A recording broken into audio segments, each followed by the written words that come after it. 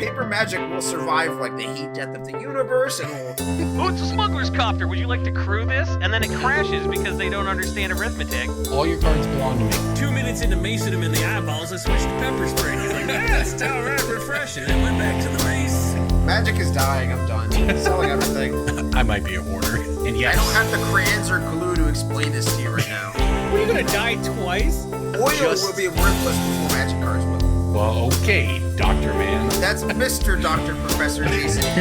Hello, everybody, and welcome back to Brainstorm Brewery. I'm Corbin Hostler. That's Jason Alter here and there cracking a beer. We are joined, as always, by our co-host, DJ Johnson. And this week, we have a very special guest with us. We have Josh from originalmagicart.story here to talk about the website all the time. And now its founder is here. Josh, how you doing? Doing good. Life is good. I mean, as good as it can be.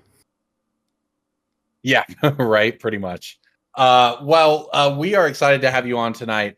We've been telling people about the Original Magic Art Store for quite some time, of course, here on this show. And it's great to actually have you on to talk about it. And we've got a lot planned. And as I understand, in addition to all of the duties you have going on and the projects you're helping with in terms of the art community, you are also kind of dabbling in the buying and selling business. Is that accurate? Yeah, I started early this year, and I have grown. I've become direct on TCG, and it's been a fun little additional project to add on.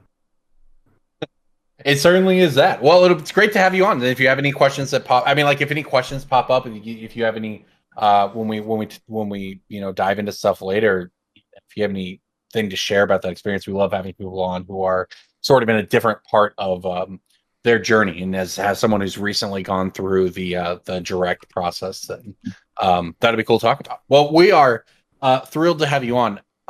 There is one thing before we get to Breaking Bulk I wanted to bring up.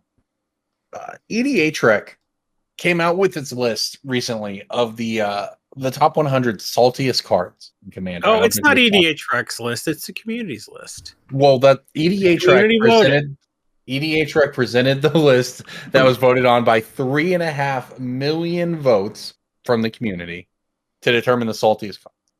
Can you guess what it is, Josh?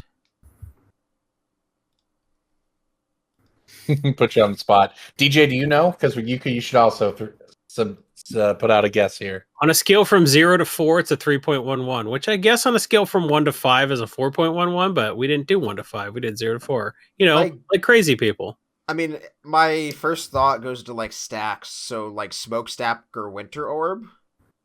Okay. Winter Orb is actually number 2. Survey says Winter Orb number 2. Yeah. That was a good guess, dude. Smokestacks is number 15, I think. I'm gonna take an easy out to say Ristic Study, but that's probably not it.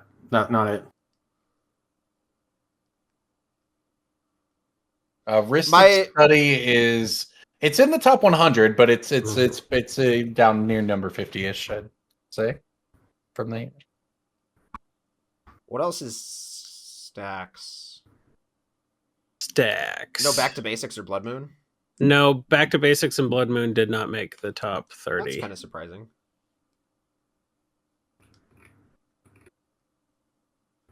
Yeah, Smokestacks was number 21, by the way.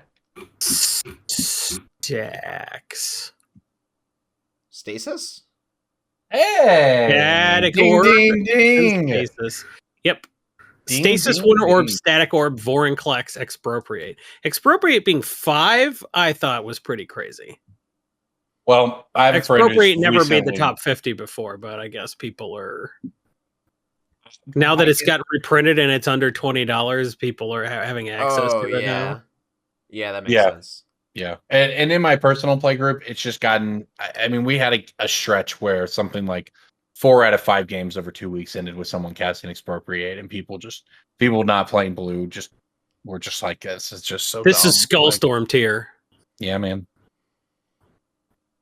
That's a good meme. I wonder if everybody knows that meme. I wonder where Skullstorm came in on this list. I did a lot of votes, but it never popped up. Thousands of Patreon bucks and just bought the internet out of Skullstorm. It just gave them to our patrons as a gift. I have played one game of Commander where I cast Expropriate and everyone voted for turns. Okay, I mean, isn't that the same as just scooping? I don't know, but I think they expected me to not win, but then You can't win without my creatures. yeah, I don't know. People always win, period. Like it's just the reason it's number 5 on the list. Like It's you just don't like beat it. Gullstorm, which is number 4 on the I mean, list. like actually. that's the thing though, right? Because like auto win cards don't make the list. Like there's no like coalition victory-esque card on here that's like me click button win game. Expropriate wins the game in a way that drags the game on. Which Torment of Exactly. Hellfire is a me Exactly. click button win game card. To be fair, right. Crater Hoof Behemoth, Triumph of the Hordes, Torment of Hellfire. Yeah, exactly. Torment's like, pretty far down though on the and Torment's pretty far down in the top 100. And Tooth and Nail, by the way, not even in the top. Yeah. Speaking of cards that just win. Where Tooth and Nail is like you just go get 2 creatures that say I win the game. I'm but- surprised to see Tabernacle this high on the list.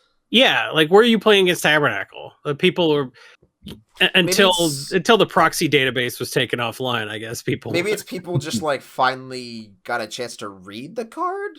That First or time? people have just heard horror stories of the card, right? Like its reputation precedes it. No one's. I think I've played against it one time in Commander ever in my life. Did And it Negan make backfired it to the for the Did first Negan one. make it on this list just because of the controversy? Because there's no way he makes the list otherwise. I'm serious. No, it's not just Negan. It's Negan, Rick, Daryl, and Michonne are all on the top 100. People just didn't like those cards existing. Wow, that's funny. It's crazy that it is a salt score, right? Those cards made people salty, did they not? Good to know. So anyway, I just wanted to. It's actually not a ton of commanders on here. I would expect more commanders to be on here, but it's pretty much just Looks like a lot of Chilean. them to me. I mean, the top commander here. I guess technically it's Vorinclex, but It looks like 20% realistically, of this list is commanders. Like roughly 20% of this list is Urza commanders. is probably the. I would argue there's no commanders in the top 10 though. I mean, Vorinclex- Vorinclex is a card that goes in the 99. Vorinclex and for sure. Urza are. I mean, well, Urza's outside the top 10. I didn't say Vorinclex- legendary creatures. I said commander. Yeah, I mean, Vorinclex is never the. But anyways, it makes sense that you'd see land destruction so high up. Right? There's a That's ton of basically land what- destruction. That is essentially outside of Expropriate. Every single card in the top. What is that? 1, 2, 3, 4, 5, 6, 7, 8, 9, 10. Yeah. Thunder. So of the top 11 cards, 10 of them are land destruction and the others expropriate. Yep. So, Screwing with people's mana, taking extra turns. Any Mindslaver, anything that has people not able to play Magic the Gathering, they do not like. good tweet, by the way. Good tweet, Paul. Are you going to use temporal manipulation to go back to 3 weeks ago when the survey came out to tweet about it? Hey, man, the great thing about the survey is that we're going to get a lot of use out of it for quite a while. Who's sitting down? Who's mad at Nether Void? It's like, man, every time I lose to Nether Void, a $1,000 card that no one of my LGS has ever even touched because it's a 25-year-old piece of cardboard. Just can't beat that Nether Void. I mean, we don't actually know how many people were just reading the cards for the first time and voting based off of that, right? You just assume that everyone is voting off their personal experience. But some people may have just been reading the cards and be like, damn, this card seems salty as hell. And Possessed Portal's a messed up card. The only thing I hate more than cards that let players take extra turns are cards that don't let players take extra turns. Right? Possessed Portal in the top 50 is puzzling. Anyway, I just wanted to, before it just completely got old, I wanted to bring that up to Jason to get his take on the saltiest cards list. But all right, there we go. Okay, it is time. Then we'll move on. We'll move on to some financial information on this hard-hitting financial podcast of ours. It's time for Breaking Bulk. Breaking bulk time. Breaking bulk time. Break. Oh, yeah, Breaking Bulk. There's so much good stuff. It's a pick. Breaking bulk. The end. I have an Urza's Legacy, which is Urza's hammer for Corbin. Thank you. The thing you bonk stuff with, that's a hammer. Urza's Legacy green rare. Mallet does a bonk, really, but So it's a green bulk rare? It's a card that people think is a bulk rare. Well, people no one played back then. They probably think Weatherseed Tree Folk is a bulk rare. It is a card that experienced Magic players have put in bulk rares, and I yoink it out. Hidden Gibbons? Nope. It's not Weatherseed Tree Folk, and it's nope. Is it Hidden Gibbons, DJ? No. Oh. Urza's Legacy rare. This has several reprintings, like 4 or 5. I don't know the exact number. Defense of the Heart? No. Oh, the only card that's had a lot of printings is Might of Oaks. Yep. Every other printing of Might of Oaks is like 20 cents, but people don't know that the Urza's Legacy version is like $1 to $3 because it has a big squirrel in the art. Yeah. It's Ron Spencer drawing a squirrel. It's iconic. So briefly, Josh, while we got you here, can you talk a little bit about why a Ron Spencer giant squirrel image might be worth more money than, say, a Greg Staples guy holding a tree as a battering ram drawing, for example? I mean, first you got squirrels, and then Ron Spencer himself. There are a lot of fans of his work, his style, kind of cartoony, and people just seek out his art. And he's also, impossible to get a hold of sometimes, which makes anything from him a little bit more in demand, especially if you can get anything signed or anything unique from him. I did just send a lot of my Gonti deck out to get signed. And did you warn people? They think, oh no, this person sent me their cards to get signed in the post office, ruined it. What do I do? Oh, they do some wacky 90s sitcom thing where they go and replace it with like a brand new copy. What's the movie where like the guy gets the girl a Christmas present and like it ends up being the wrong thing because she sold her thing to get him the Christmas present or whatever. Gift of the Magi. Sure. Okay. Mickey Mouse. Sure. When I was growing up, it wasn't Mickey Mouse, it was Sesame Street. Bert sold his paperclip collection to Mr. Hooper to buy Ernie a soap dish for his rubber ducky, and Ernie sold his rubber ducky to get Bert, I guess, a jug for his paperclip collection. And then here's the thing: the person who sold the rubber ducky business, from what I understand, is big business, right? Like, is it? What? I don't know, man. It's people buying rubber duckies, used rubber duckies. Okay. Oh, that sounds like Corbin. This sounds like you saying that you have a friend that knows a lot about this, even though that you're the one that knows a lot. I'm just saying, people sell their bathwater and stuff. Like, it just seems like it falls into that category for me. That's all. I don't think it's about the ducky at that point. Might be more about the rubber. Yeah. Why you bumming us out? You know what I'm saying is he's doing fine. He's doing fine. I'll get us back on track, okay? I have a World Wake creature. Go on. It is not black. Not sure if you know how this game's played, Jason. It's a creature that's not black from World Wake. Everybody at home, this is what I put up with. Jason and DJ both. Neither of them. Listen, they both refuse to play by the rules that they helped create. What rules? It's not a black creature or a red creature. I'll give you that much. It's not a black or red or blue or white or green creature. So it's Walking Atlas? It's Walking Atlas. Good job. Thanks, Jason. It's not good for a guessing game, all right, but it is a good pick. Were you trying to say that? Why don't you go ahead and say Were you trying to say that because the original printing doesn't say artifact creature on it? That's what I was going to say. At least the bit of trivia is the best part about that card. Mm-hmm. It says creature construct. Mm-hmm. Even though it is not black, blue, white, green, or red, as I've already stated. Tinfoil hat time. Ooh, this should be a segment. Tinfoil hat time. Tinfoil hat time. It should be. We should all make tinfoil hats.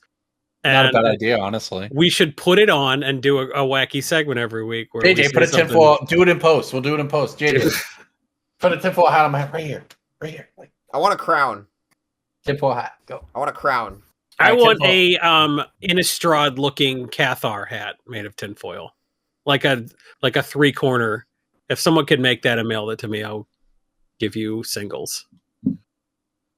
There you JJ's going to be late getting the cast out because he's taking Blender lessons to learn how to 3D model tinfoil hats. This is what your Patreon does. The least you can do is hold your head still while you say this dumb shit, Corbin. All right, do it. Hit us with your tinfoil hat thing. Hear me out. Okay. It was not a misprint. Are you just trying to say it was like a preview for Eldrazi? It was a preview for guerrilla marketing.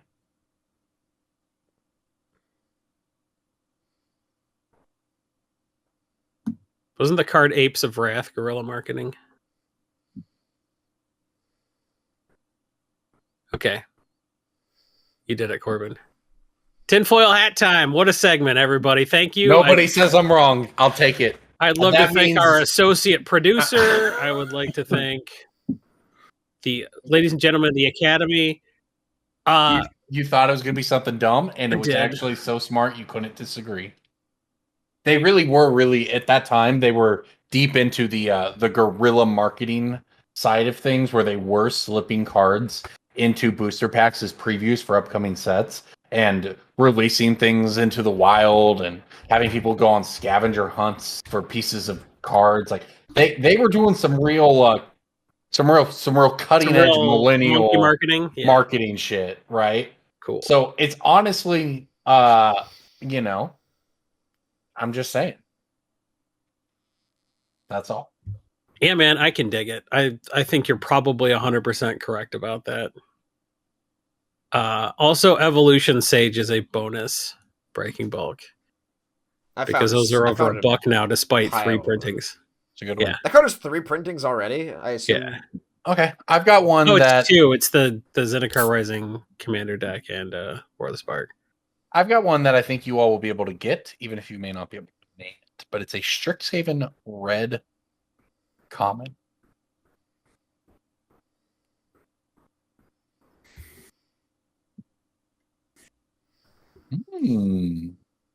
I can get it. I know what it is.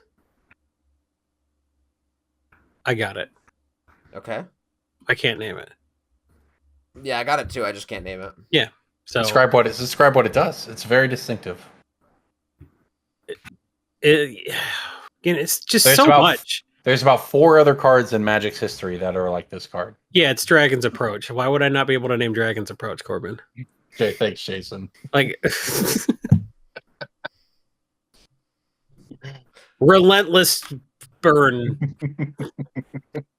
Dragon's Approach is $2+ by the way. That did not take as much time as I thought it would. I thought it would inevitably be like $2. I didn't think it would be $2. Okay, well, hear this, Jason. This card never went below $1. That's what's really crazy. Yeah, well, because nobody drafted this. True. I mean, there's a pandemic in there for sure. Yeah, but no one drafted this set, and then they're like, "Oh, by the way, did Strixhaven come out? Because we're starting previews for the next set tomorrow." I don't even know the name of the set that came out after Strixhaven because there have been 10 since then. Was Call Time before or after Strixhaven? Yeah, you don't know. I think it was after, right? Call Time was before. Call Time was before. Yeah.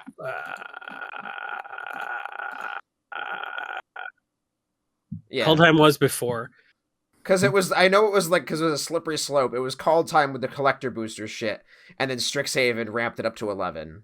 Listen to this. Since the pandemic, we've had Commander 2020, Ikoria, Core Set 2021, Jumpstart, Double Master, Zendikar Rising Commander decks, Zendikar Rising Commander Legends, Kaldheim Commander decks, Kaldheim, Time Spiral Remastered, Strixhaven, Commander 2021, Modern Horizons 1 Time Shift, Modern Horizons 2, Adventures in Forgotten Realms, and Innistrad Midnight Hunt. We did it. I mean, some of those were the same product. Like Modern Horizons 1 Time Shifted was in Modern Horizons 2. Yeah, I'm just reading off a list of the 16 products in the 16 months since the pandemic started. It is quite a bit. Anyways, Dragon's Approach. All right, Josh, I believe you came armed, you came ready, you came prepared this week. So yeah, but he came prepared to just say it and not like have a dumb 5-minute tangent like both of us did. So. hit us with that Breaking Bolt. Okay, so I got a speaking of Kaldheim, it's a black Kaldheim rare. It's just recently started being worth, picking. Some DJ shit here. I don't know if I know this one off the top of my head. I meant picking a rare. Is it a legendary creature? No. Oh. It's a black rare from Kaldheim. I bet is it Dream Devourer? No. No.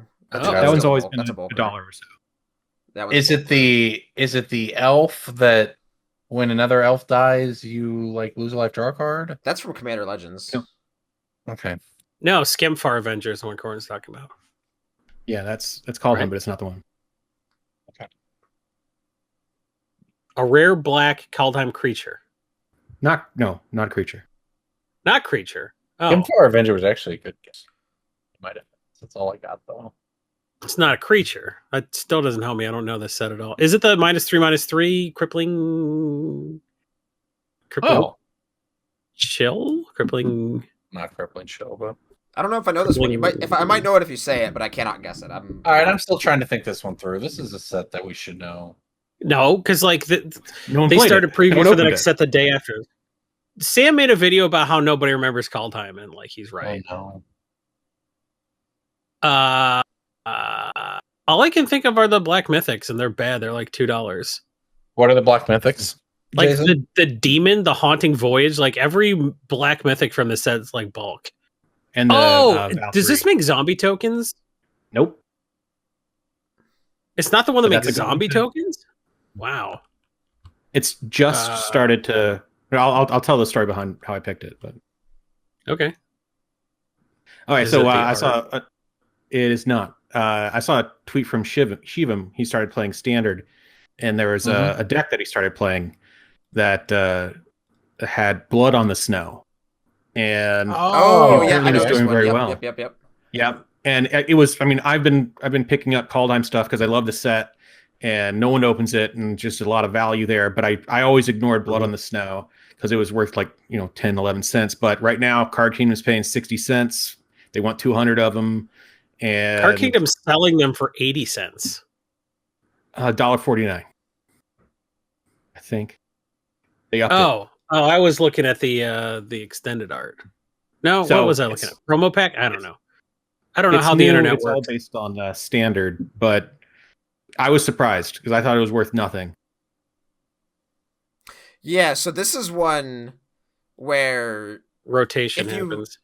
Well, there's that, but I mean, if you look at the average listed price of this card on TCG Player for the past year and a half, it's been 60 cents because there are vendors that just leave them up there for a minimum price through their direct website or their pro website. They'll leave them up there for a specific threshold. They won't ever go below that threshold. So the median listed price, that's an important distinction, is roughly 60 cents or so.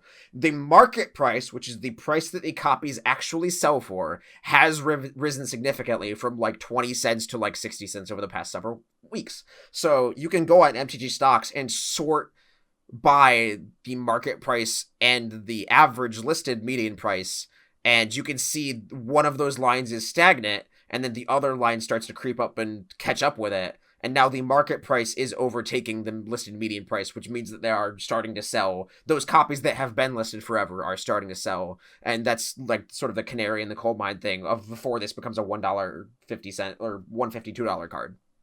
That was a really good explanation, DJ. MTG Stocks, of course, our sponsor of this podcast, and DJ just absolutely nailed it. This is why we use the website. It's got the best pricing tools that exist, and we learned years ago. I think we were probably among the first to note on this podcast that you could use graphs and exactly what DJ just described.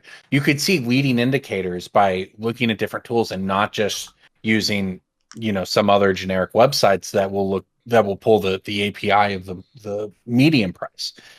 looking at them both in tandem can really show you stuff, right? That can show you trends one way or the other, and you can get leading indicators on cards that are going up, like DJ just talked about on Blood on this stuff. So that's why we love MTG stocks, and that is exactly why you should go check it out if you are interested in this stuff like we are. So another reason I really like this pick is you might be thinking, but DJ, this pick is 60 cents. How are you going to make any sort of actual money, even if you get them in bulk? Like, you get some in bulk rares, and then you paid some pennies for those bulk rares, and then you list it for 75 cents, then you make your 40 cents to walk away. The real trick here is you need to find quantity.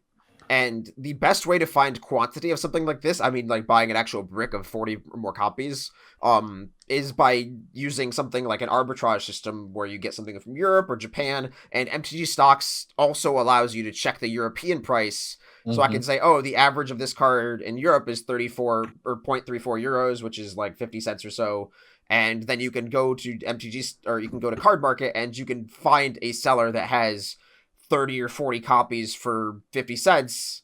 And as long as you're doing something that allows you to cut the shipping cost, finding quantity from that seller or whatever, then you can average out your cost of this card to find an actual quantity. Because it can be hard to find quantity for stuff like this in the US.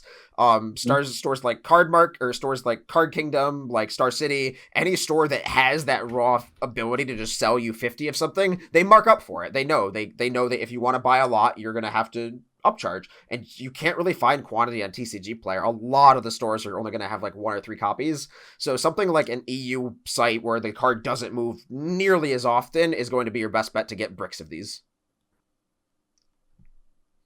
All right, there you go. That was we accidentally went kind of deep on some finance there. You get 2 DJ rants. We accidentally did a finance on our finance podcast. It will not happen again. We're really sorry. Nobody wants to hear that. True. What they do want to hear about, though, is the original Magic Art store. Josh, tell us.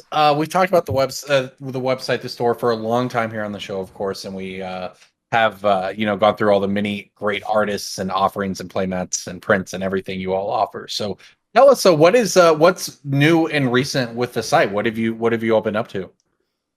Sure. The most recent thing is our Kickstarter. So we're running a Johannes Voss Playmat Kickstarter, and we're about halfway through, and it's been doing really well. We broke 100,000, and we have 9 playmats in the project. Some of his most famous artwork, like the planes, the dog planes from Jumpstart, and the Gift of Orzhova playmat that I know a lot of people have been, pounding his door down for it. And I've been trying to work with him. It took about a year to get organized once I actually got him to, got the agreement, like, hey, this is how we're going to set it up. We're going to make this happen. And then through the pandemic, it's been interesting, like trying to get him to schedule, because he had to take time off to do his Kickstarter, his Secret Lair, and he had to, he has his Patreon with his playmats, with his tokens.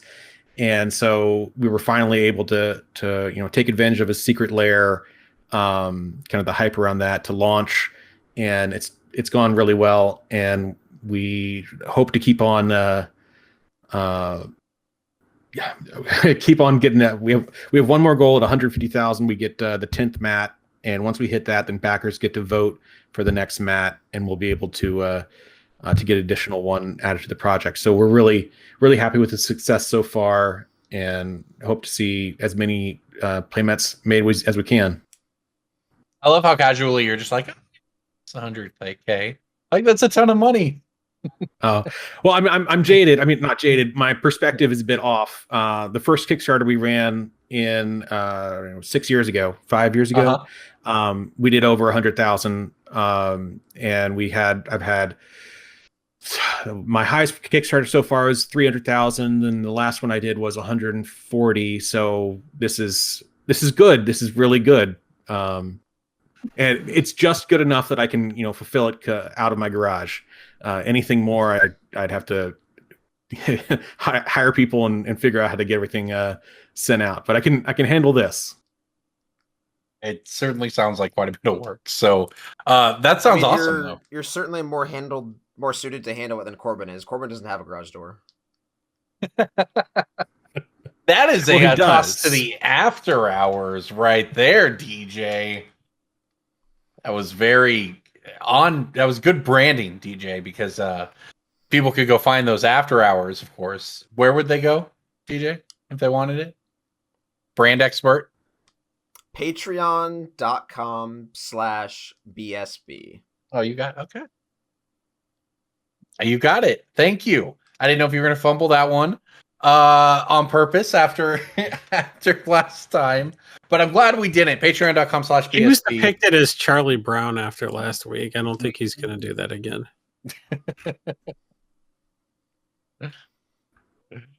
All right. Well, there you go. Wish, I do really hope that the Kickstarter reaches that threshold, because my vote would go towards probably either Blood Artist or Restoration Angel. That's sort of like the set where like I was able to like recognize like, oh, this is an artist that I can recognize now. Like those two cards were very very formative part of my Magic playing experience.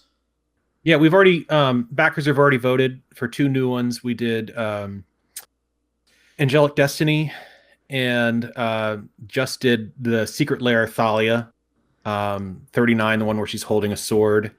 And there's one more that's unlocked they haven't voted for. So far, number 2 both times has been his new Karmic Guide from his Secret Lair. So if we do win, we're on track to hit the secret goal. That's the stretch goal. So hopefully we'll have that last round of voting, and then could be any of those. All of those have been in the top from when everybody's voted so far. So sorry, go ahead. And then beyond the Kickstarter, we're working on. We're going to be offering lots of new things through the store. We just got Andrew Marr signed up for Playmats, so we're going to do Playmats of his Vision of Destruction. I think it's a Vision of Dominance with the frog and then the Gitrog monster reflected in the pool. That artwork, and then Goldspan Dragon, which is a pretty popular piece for him. So we have a pre-order store. I know you guys have talked about that in the past, where we do new Playmats, and we're also going to be doing something that is not ready yet, but will be coming out soon. We're going to be doing limited edition high-end canvas prints of some of the most famous artwork that we have, like Jace the Mind Sculptor and a couple other things that have never had a limited edition print made, and after this won't have any more. So something that we're trying out because we've seen in the art market the appetite is out there for it. So we're gonna try to make that happen.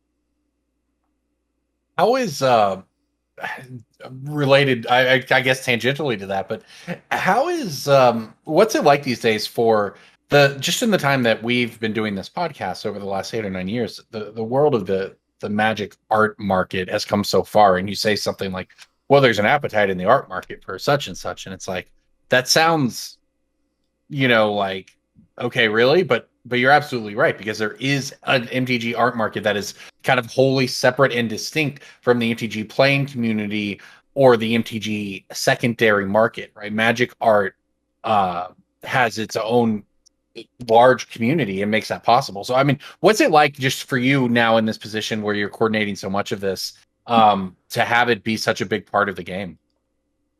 It's great. I mean, I started playing in fourth edition, and during the Dissension pre-release, I had the little light bulb that went off in my head that, oh, wait, each one of these images on the card has a painting attached to it. I hadn't even really thought about it beforehand, but I got up to Jim Murray's table where he had a couple pieces like Sky Knight Legionnaire, and he had Sleight of Hand, and I was like, I play that in my Battle of Wits deck. You're telling me that I can give you $250, and then I own that thing that there is one of, no one else can have it, and I can have it on my wall. I was hooked. I mean, because I've been collecting Magic cards for years, and you always like your fancy card that you have, your Japanese foil card. Oh wow, there's only 500, 1,000, 2,000 of those out in the world. Like, but then there's this painting that's it. That it's like the ultimate collectible. I mean, You can't really What play year with was it. this? What year was this? Dissension pre-release, so 2006, I think. 2006 right. was the same year that Rob Alexander was selling the original breeding pool for $3,000. Oh, And that's high for the time. It's like the size of a postcard, and I kind of balked, and he's like, "I'd take a payment plan." And I was like, "Man, $3,000 for original Magic Art. All right, that sounds about right." And it's funny that someone was selling original Magic Art for $250 at the same time. Oh yeah. See, the thing is, it all depends on the artist. Back in the day, and like 2006, I can even look at my email history because I started, sending out email to the artists, trying to get stuff. That's how I got like Wall of Blossoms for maybe $600. I got Turnabout for $300 or $400. A bunch of stuff, and it was nothing was crazy. I think at some point Necropotence was on the market for like $1,000, but nobody bought it because it was $1,000. I mean, that was a lot of money. And then for the financial crisis that I can't even put in a deck. Come on now. Right. And then the financial crisis hit, and that's when you got like people were just liquidating stuff. That's when I got like Sliver Queen for $700 off of eBay. I got City of Traders for $450. Just crazy stuff. Now, most of those I ended up selling, but some of the stuff I was able to get is just crazy things. Like the original artwork for the same person must have bought it at the same time, and they sold them both at the same time on eBay for the original art for Sliver Queen from Stronghold, and then the original art for Sliver Queen Broodmother, the Vanguard card. That one, the Sliver Queen went for $700, and the Vanguard card went for like $450, something like that. Just silly, but it was amazing RK post art. And then maybe 2009, things got a little bit better. Things were going higher, like when Survival of the Fittest hit eBay, it went for $1,400. Whew. Real high at the time. But I didn't get back into collecting Magic Art until 2011. There was an old website, which I guess is still around, but it has gone through a bunch of changes, called the Mana Drain. I used to play Vintage a lot, or not even play. I used to imagine myself as a Vintage player. And so that I followed along with that, and they started a thread about people that collected Magic Art, and I still had my collection, and so I started looking into it, and I found a bunch of stuff, and I was turning down mountain paintings, like large time mountain paintings for $100.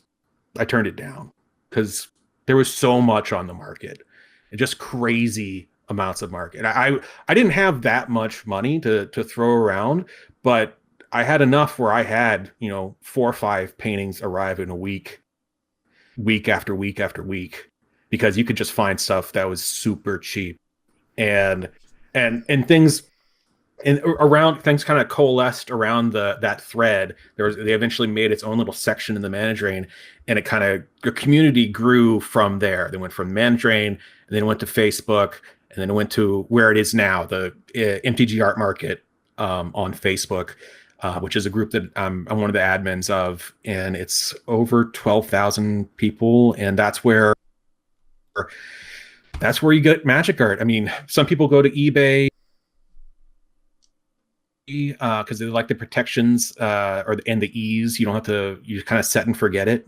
But if you want to avoid losing 5-10%, people go to the MTG Art Market, and that's where I sell stuff. That's where I buy stuff. Like back here, Ludovic just came in not too long ago and got him off the one of the coolest parts of that, that's where you go now, of the MTG Art Market group on Facebook, is that this is sort of a I don't know, this is sort of like a free market. Demand will exist to fit a need or whatever. But the fact is, not only is that where people go to buy and sell their artwork, artists will work with intermediaries to auction their stuff off there rather than using eBay.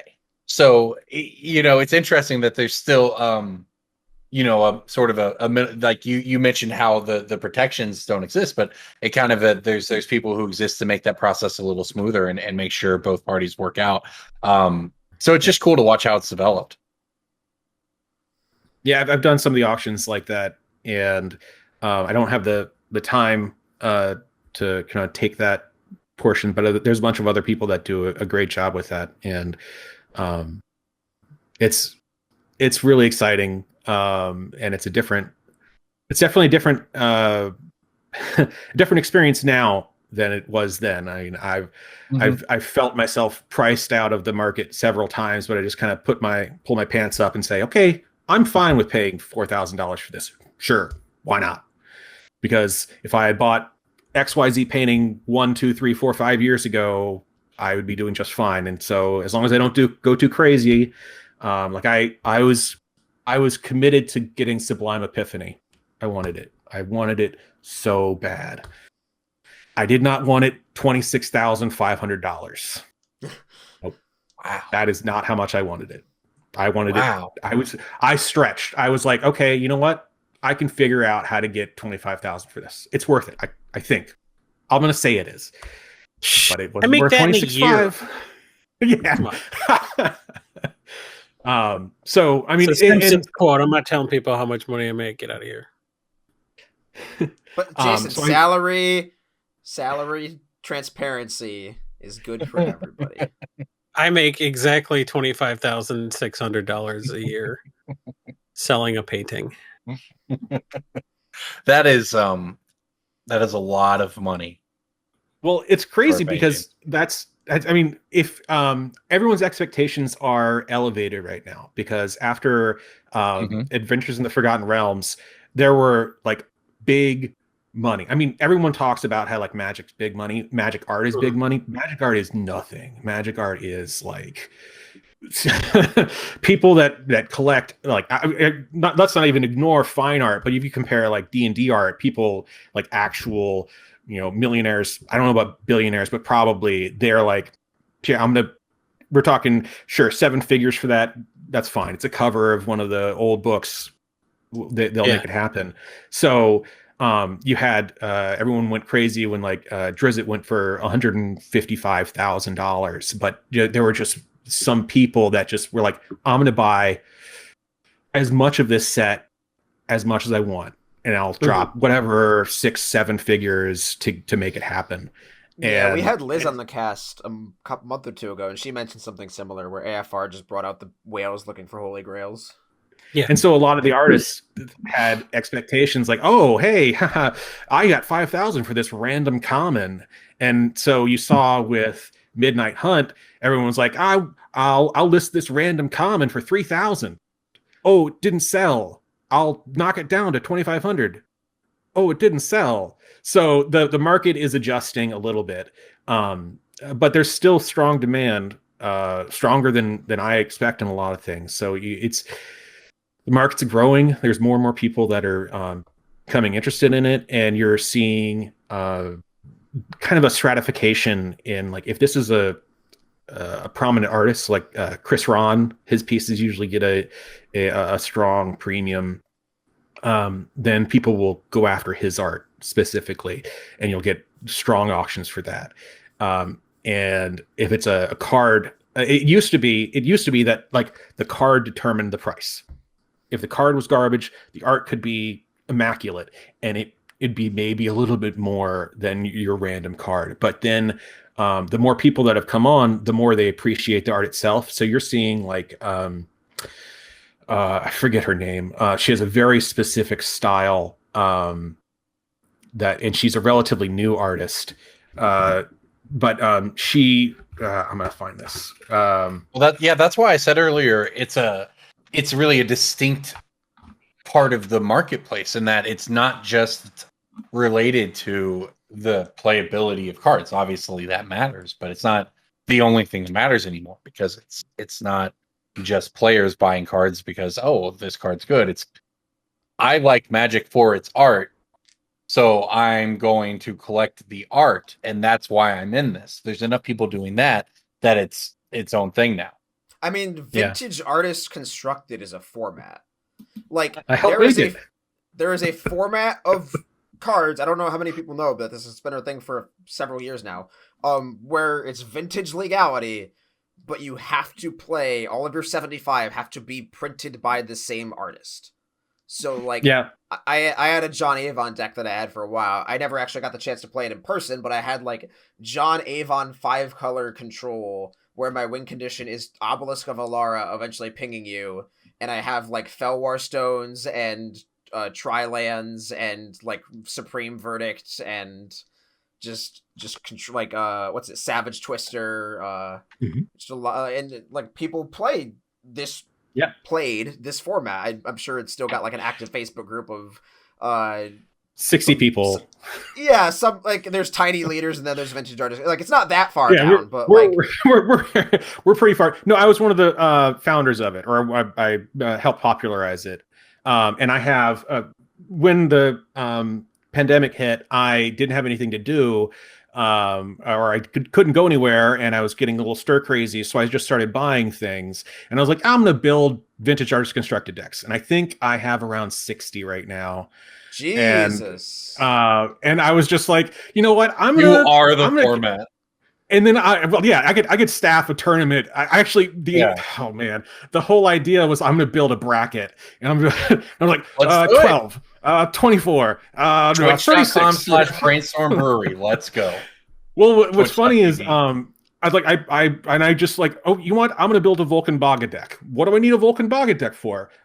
It's great. Want to know why it's great? Because it has Soul Ring, and it has Mox Diamond, and it has Mana Crypt, and it has Sword of Fire and Ice. Oh, they're all masterpieces? Sure, let's do it. And so I have this Vulcan Baga deck that's just sitting there. I haven't played a game with any of them, but I have. And then I was like, okay, I'm never going to play any of these, but I have them all built. What I'm going to do, I'm going to build EDH decks. One of every color. Sure, let's do that too. And I think I have 60 right now sitting up there. I haven't played a game. It's been a building fun.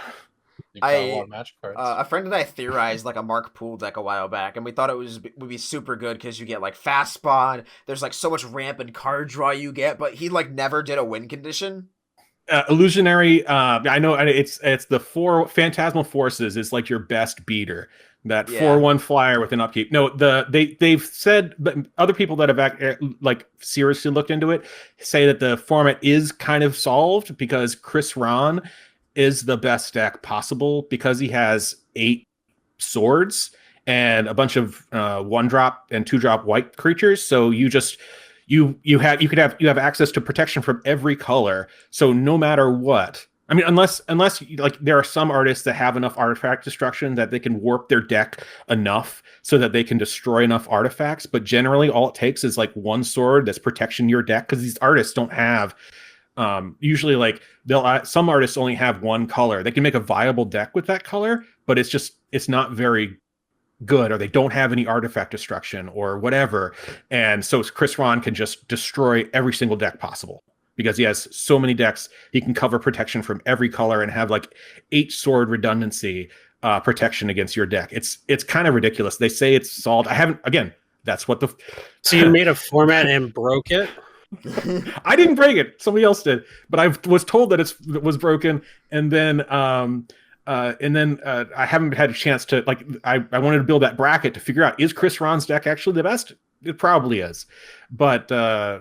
We'll find out someday, when when the pandemic finally stops, or I can vaccinate my kids and let all the unvaccinated people do whatever they want to do. All right, Josh. So before we move on, last question here. Where would I go if I were somebody listening at home and I was interested in picking up any of the art we've talked about or any of the other things, any of the other products we've talked about? All right, so you go to originalmagicart.store, and then you'd use promo code BrewCrew. Oh, that's important. Save 10% on any order of $10 or more, and you help support the show as well. Oh, and also, I believe that you guys have an affiliate link for the project.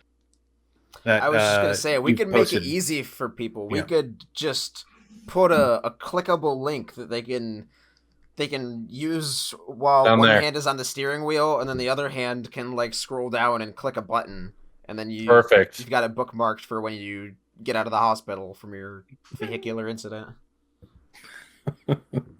We figured out why we're losing listeners there, Jason. Jason says no one listens to the podcast. I didn't say it like that. I said that nobody listens to this podcast anymore. Yeah, because they all had car accidents.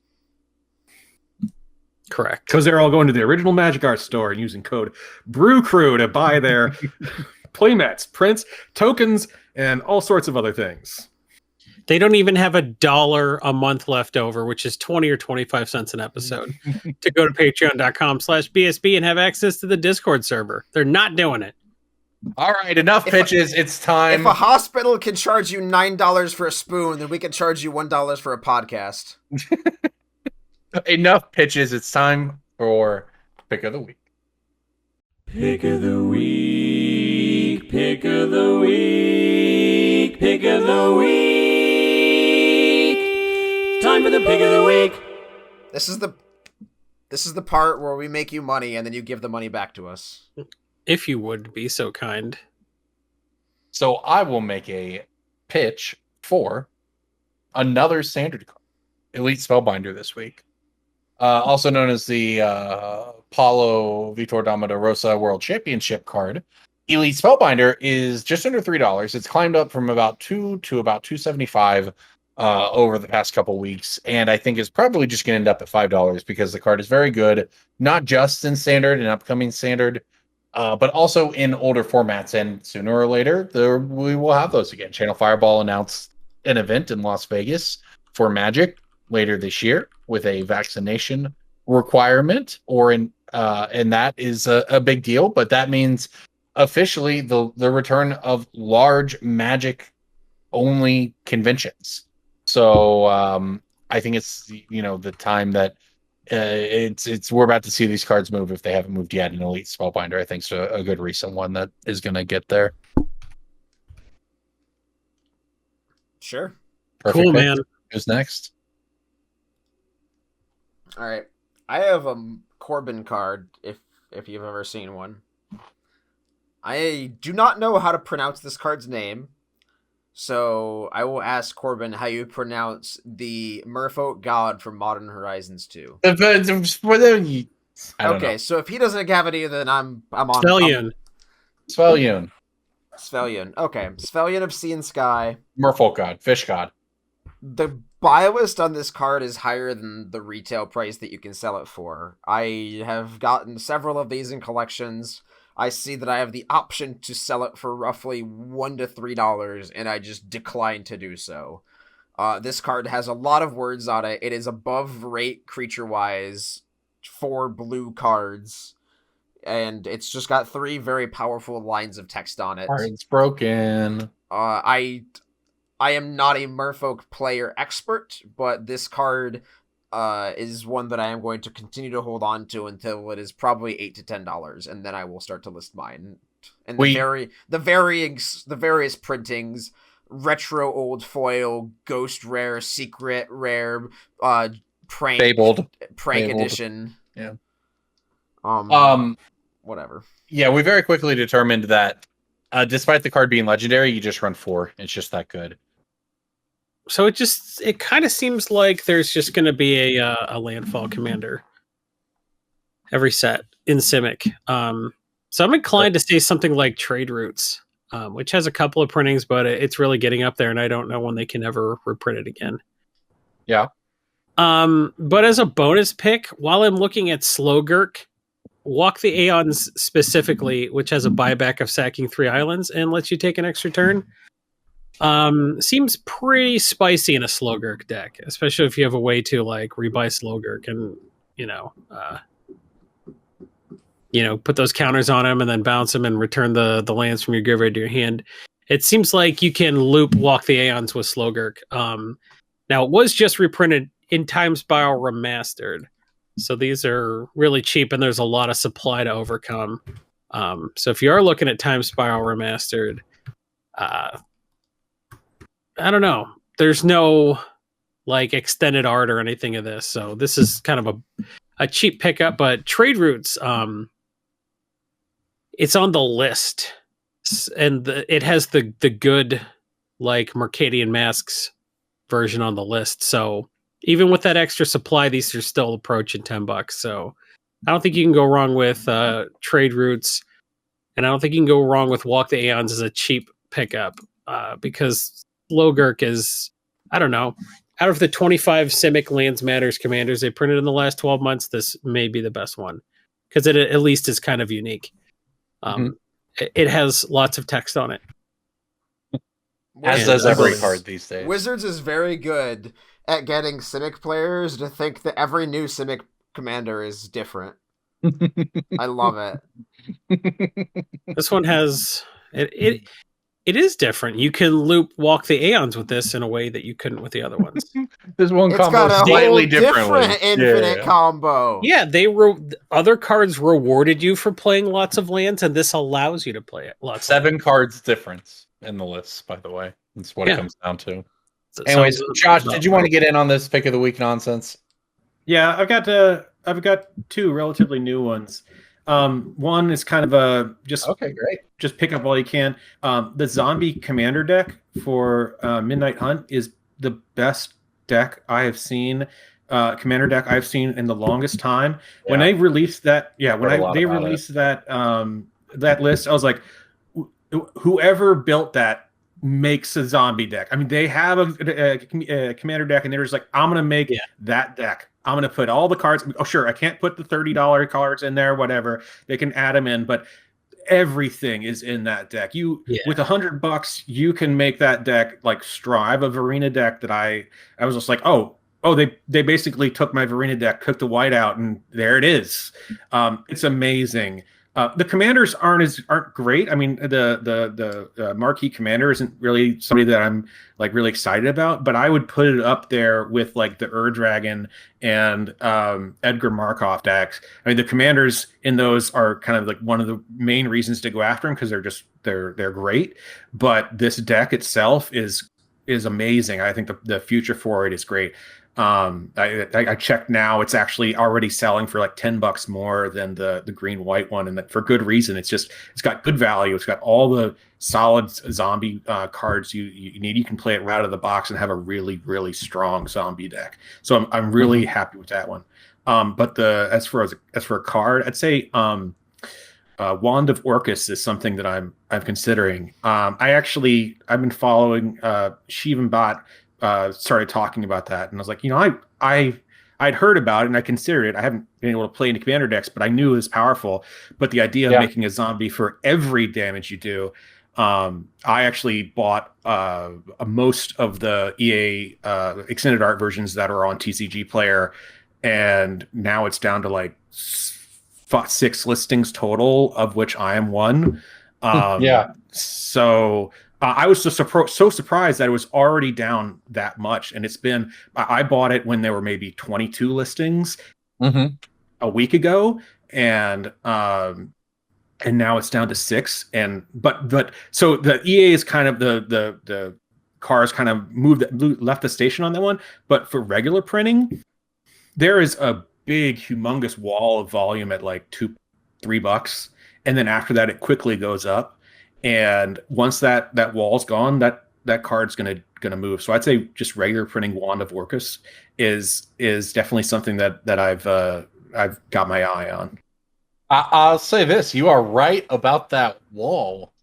It's huge. Front page of TCG Player, and if any like I was really confident on the extended art. Because no one's opening up Adventures in the Forgotten Realms anymore. No one's opening up Adventure in the Forgotten Realms collector's boosters anymore. No one. That's just not. You're not going to have humongous amounts of volume showing up. So even if it takes a while for where I'm at right now to be the price, I don't have the same problem that like if you're getting commander decks from cards in the commander deck, if you're speccing on commander decks, you have to be ready for the gaming company to drop 600 copies on the market. $1 under you, and you're done. Like I learned my lesson on Cosmic Interlude. I was like, Cosmic Interlude, amazing card. It's a budget Teferi's Protection. I'm gonna buy 100 of them for 60 cents and hopefully sell them for like $1. And then the gaming company dropped 700 of them on the market for 35 cents, and I'm never gonna do anything with those. So but it's definitely something to consider because again, they have so many products coming out. Oh man, so many products. So who knows? like I wasn't paying attention to Midnight Hunt too much, but then I did a list of all the cards that I want out of the set, and I found more cards that I actually care about than I originally, like when they were doing the spoilers. I was like, but once I actually did went through the list, I had so many more cards than I thought. So I've started buying a few things. Like I bought some Tovalars. I mostly do my shopping from Japan. And I can't really, I don't do collections. I don't have time. The cards are just kind of like an additional revenue stream that I've built. And so I buy in bulk in Japan and buy list or sell on TCG as much as I can, and just kind of churn that way. And you just never know what you can find out there. I can drop ship from Japan a heck of a lot easier than I can from Europe, because once you're dealing with Europe, then you're dealing with MTG card market, and it's kind of like a lot of the things will come in envelopes, and then you have to have a mail forwarding service that'll consolidate. You have to trust, and so I've learned my lesson on commander decks and keep on trying new things. Sorry, lost where I was going on that. No, that's that's great. It's great, and I love it, and I love the picks. You're right about all of that. So let's tell people one more time, where can they find you across the internet, and where should they go if they want to support the newest Kickstarter?